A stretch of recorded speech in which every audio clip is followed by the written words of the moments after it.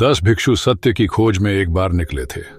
उन्होंने बहुत पर्वतों, पहाड़ों, आश्रमों की यात्रा की, लेकिन उन्हें कोई सत्य का अनुभव न हो सका, क्योंकि सारी यात्रा बाहर हो रही थी। किन्हीं पहाड़ों पर, किन्हीं आश्रमों में, किन्हीं गुरुओं के पास खोज चल रही थी। जब तक खोज किसी और की तरफ चलती है, तब तक उसे पाया भी कैसे जा सकता है जो स्वयं में है। आखिर में थक गए और अपने गांव वापस लौटने लगे। वर्षा के दिन थे। नदी बहुत पूर्ण पर थी। उन्होंने नदी पार की। पार करने के बाद सोचा कि गिन लें, कोई खो तो नहीं गया। गिनती की। एक आदमी प्रतीत हुआ खो गया है। एक भिक्षु डूब गया था। गिनती 9 होती थी। 10 थे वे। 10 ने नदी पार की थी। लौटकर बाहर आकर गिना तो 9 मालूम होते थे। प्रत्येक व्यक्ति अपने को गिनना छोड़ जाता था, शेष सबको गिन लेता था।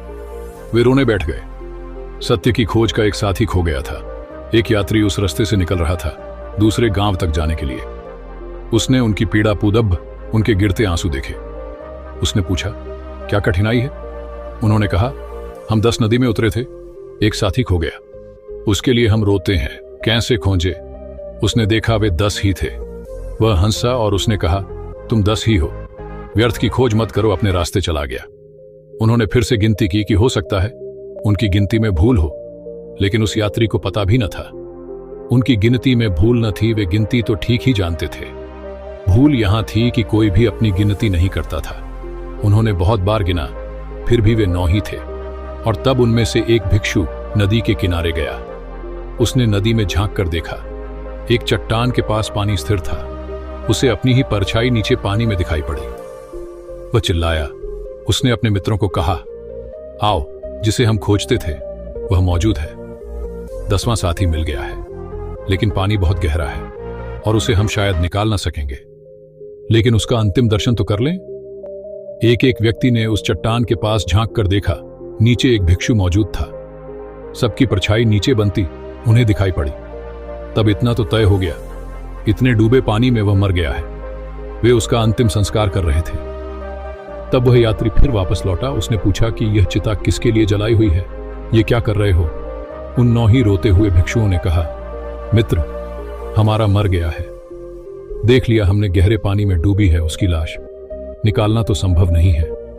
फिर वह मर भी गया होगा, हम उसका अंतिम दाह संस्कार कर रहे हैं। उस यात्री ने फिर से गिनती की और उनसे कहा, पागलों, एक अर्थ में तुम सबने अपना ही दाह संस्कार कर लिया है।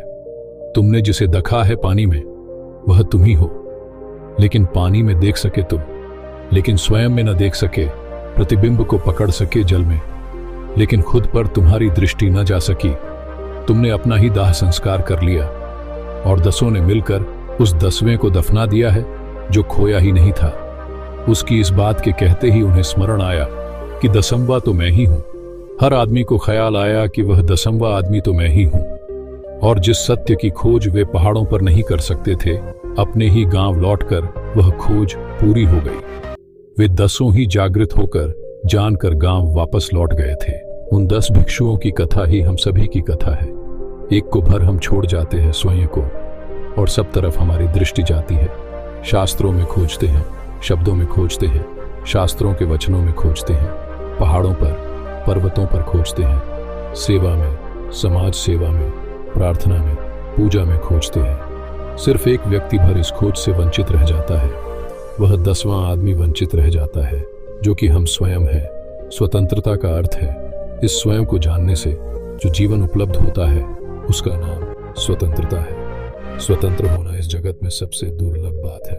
स्वतंत्र वही हो सकता है जो स्वयं को जानता हो। जो स्वयं को नहीं जानता वह परतंत्र हो सकता है या स्वच्छंद हो सकता है, लेकिन स्वतंत्र नहीं। लाइक, कमेंट और सब्सक्राइब करें ताकि आपको नए अपडेट